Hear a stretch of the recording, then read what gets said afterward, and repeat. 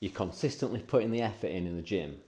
You've done everything you can think of with your diet, but you just cannot get that stubborn belly fat to go and reveal those abs. If this is you, I was there just a couple of years ago, and in today's video, I'm going to show you how you can use intermittent fasting to get that six pack that you've always been looking for. I'm Tommy. This is Six Pack 50. Let's get into it.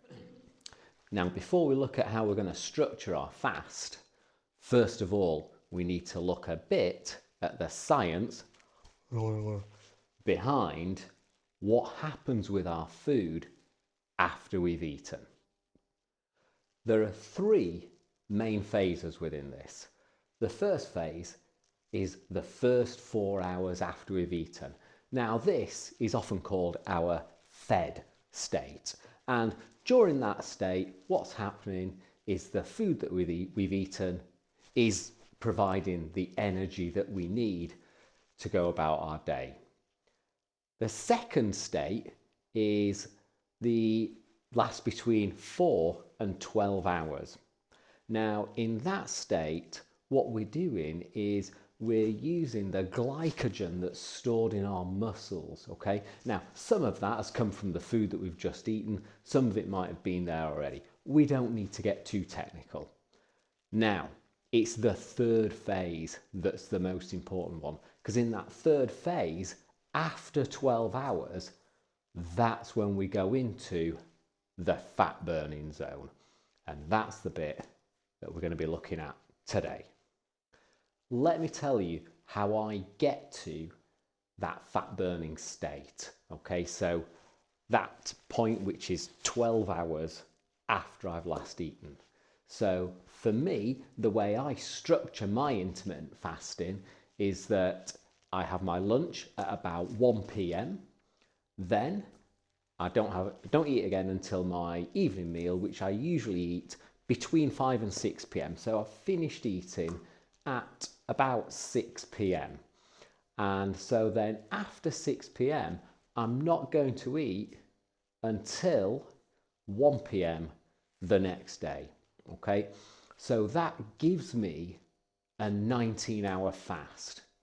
Now, the thing that's most important in that is that after 12 hours, I'm into that all-important fat burning zone. Okay, so that gives me 7 hours in that fat burning zone, which is absolutely crucial to stripping off that fat. And I'll talk more about that as we go through today's video.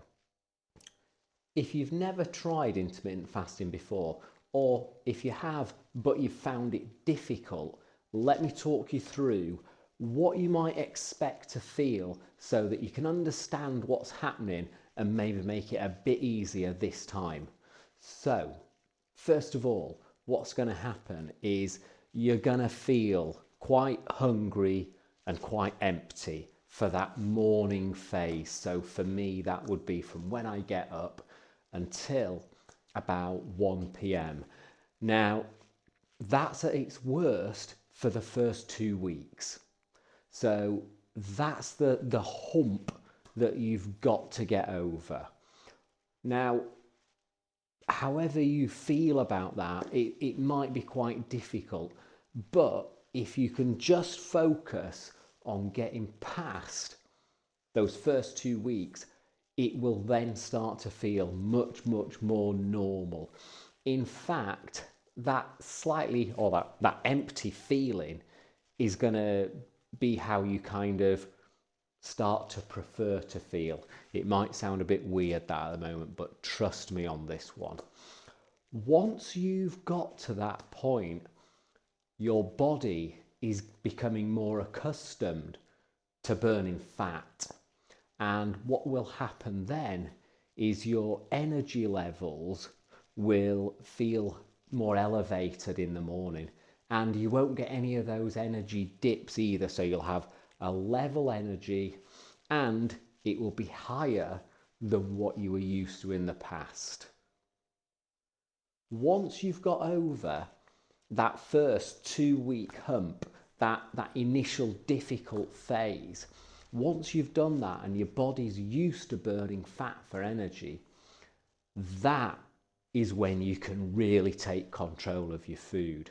Okay, now the way that I do that is that for my lunch I have basically the same every day, and by doing that, it's quite a small lunch, but by doing that, that's just what I always have. I know exactly the size of that, and I don't need to change that, but it is a fairly small-ish lunch.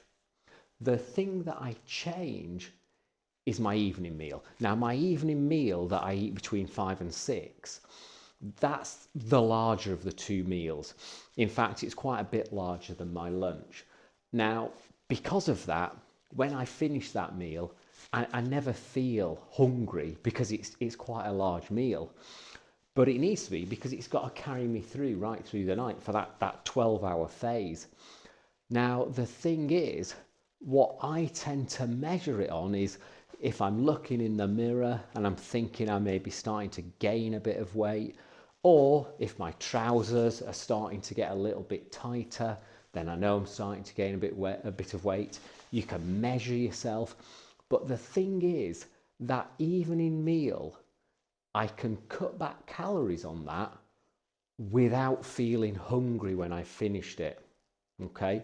And that's so important, because it means that I can eat less, not have that horrible hunger, and then when I get up in the morning, I'm just where I always am, with that empty feeling that lasts until lunch.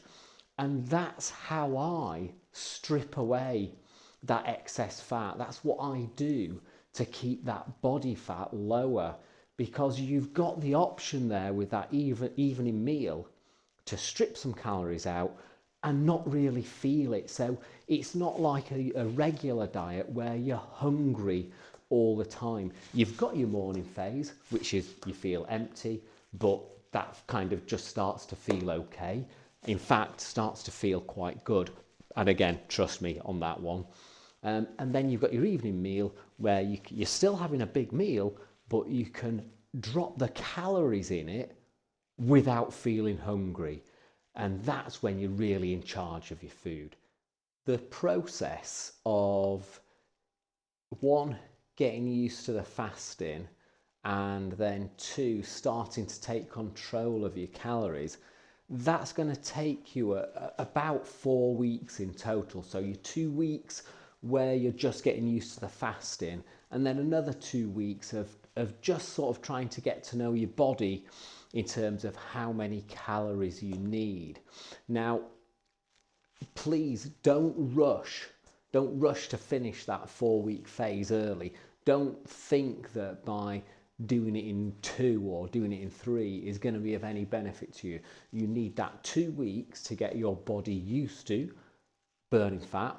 Then you need another 2 weeks of just trying to get your calorie intake about right. You don't need to worry about trying to strip off body fat in that phase. Just try to get your calories spot on in that phase. Now, once you've done that, that's when you can start very slowly, probably reducing. I can't imagine you want to be putting weight on at this stage. So at that point, you want to start just cutting your calories back a bit, okay? And I mean a bit. This needs to be a slow process. If you try to cut it back too much, all that will happen is your body will start burning muscle instead of fat. And that's gonna get you nowhere. So you need to do the next phase. So after the first 4 weeks, the next phase, you need to do it really gradually. And it can take a few months, and you need to accept that up front. There's no way of kind of saying, oh, well, I'm going to try and do it ultra quick and get it over and done with. If you're trying to get it over and done with, just don't bother starting, okay? You've got to be in this for the long game. However, taking your time with that, what it will do is very slowly, but very surely, it's going to reveal that 6-pack that you've been looking for, okay? And remember, you've got to keep lifting in the gym, keep doing your workouts so that your body needs to keep the muscle and it doesn't start saying, well, I don't need the muscle, I'll burn some of that instead of the fat. You've got to keep lifting, you've got to keep putting in the workouts in the gym to make sure it's fat that's burning, not muscle. I hope that you found today's video useful, and let me know in the comments what your thoughts are on intermittent fasting. If you've used it, whether you've used it successfully, or whether you think it's a load of rubbish. Anyway, if you like the content, don't forget, like and subscribe. And of course, I'm Tommy. This is Six Pack 50. I'll see you in the next one.